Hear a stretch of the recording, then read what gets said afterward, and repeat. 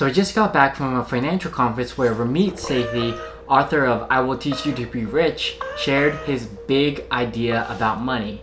Many times you'll hear financial experts say, cut back on those $5 lattes. Because if you take those $5, invest it in the S&P 500 for a gazillion years, you will be a millionaire. That's some bullshit. You don't have to put off everything to the very end.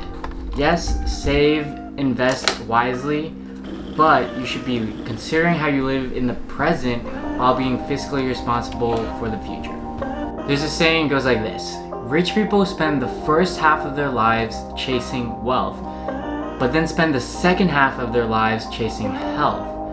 I want you to live a happy and healthy life today while being fiscally responsible at the same time. So buy that $5 latte if you love it. Ain't no shame in that. Ramit says to spend money on things you love while cutting mercilessly on things you don't. This aligns perfectly with minimalism, where many people misunderstand it as being to remove all of your personal possessions. But that's not it at all. It's not about having the least amount of things or cutting back on experiences. That's what frugality is.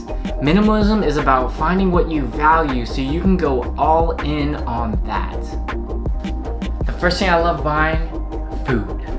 I love both spending money on groceries so I can make my own custom meals just how I like them, and also spending money on food when I go out to restaurants. I love both. Now, I don't eat out every single day just because I do want to save some money, and by limiting myself from eating out every single day, I actually view eating out at a restaurant as a treat. For example, I limit myself to Thai food once a week at the end of my work week, whether that be a Thursday or Friday, and every single time I go, I absolutely love it just because it's not an everyday thing. In fact, I go to the same Thai restaurant, order the same pad see ew every single week, and it still tastes awesome. The second thing I love to spend money on is travel. Whether that's exploring my own backyard or going to some exotic country to experience the culture, meet awesome people, and do amazing things, it all just blows my mind. Fortunately, this year, I've been able to go to many different areas such as Southeast Asia, Tanzania, Spain, and all throughout the United States. I make travel a priority in my life. I make sure I have paid time off for annual leave to make sure I have time to go to more distant places, and I also save up money for my travels. Third thing I love spending money on is rideshare. Now this is typically Uber or Lyft for me, but there are lots of other ones that you can use. I personally live in a metropolitan area, so taking my car into the city and trying to find parking is a nightmare. A nightmare. I could take 5 minutes to drive into the city and then spend 10 to 20 minutes on just finding parking. It's ludicrous. So yeah, I love spending money on Uber and Lyft. It's putting money towards convenience so I don't have to waste time and stress about it. So here's a tip for you. I've actually been able to use my travel points for my credit cards to cover all of my ride shares in the past couple months. With awesome travel cards, you're able to get massive sign-up bonuses specifically for travel. That's all you can spend it on, travel. Every time I swipe my credit card to order an Uber or a Lyft ride, it counts as a travel expense. It's categorized as travel. So I'm able to use my travel points to completely wipe away all of my ride shares for the past couple months, and probably will cover me till the end of the year and then some. I personally have 2 travel cards that I've been currently using. One is the Capital Venture, which is great for cashback and very simple to use. And then the other is the Chase Sapphire Preferred. And I'll link both of those cards in the description box below. I will say very quickly that if you want a 2% cashback on everything you want to buy and you don't want to think about which category every purchase is, then I would recommend the Venture. But if you want to maximize your returns on travel money, then go with the Preferred. Next thing I love buying are low-cost index funds.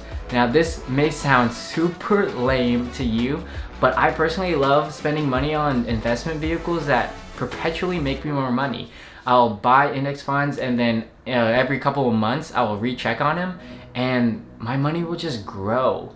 I've personally set up automatic investing into my funds, and every single time I'm just like super happy to gain more money because I'm literally not doing anything. I'm not lifting a finger or anything.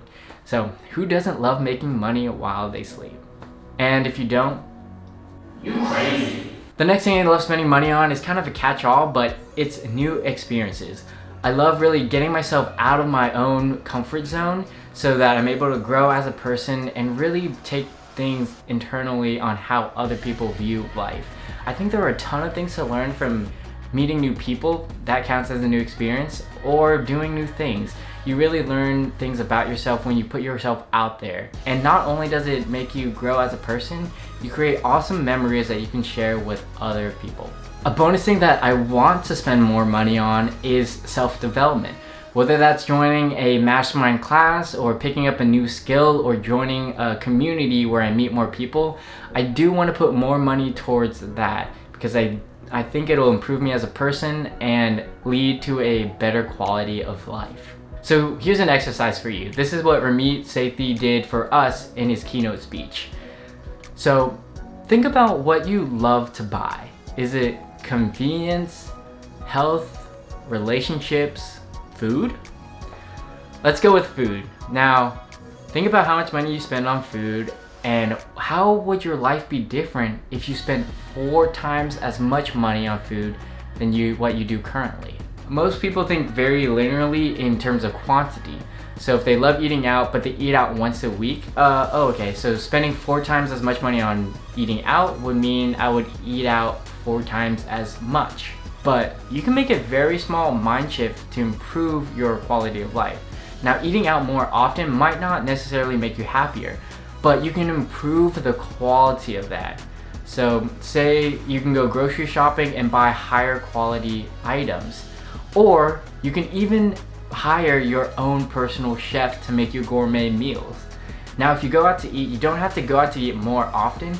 You can go to higher quality restaurants. You can try new restaurants in your area. Another thing is, if you found an awesome restaurant, you can bring your family and friends with you and treat them.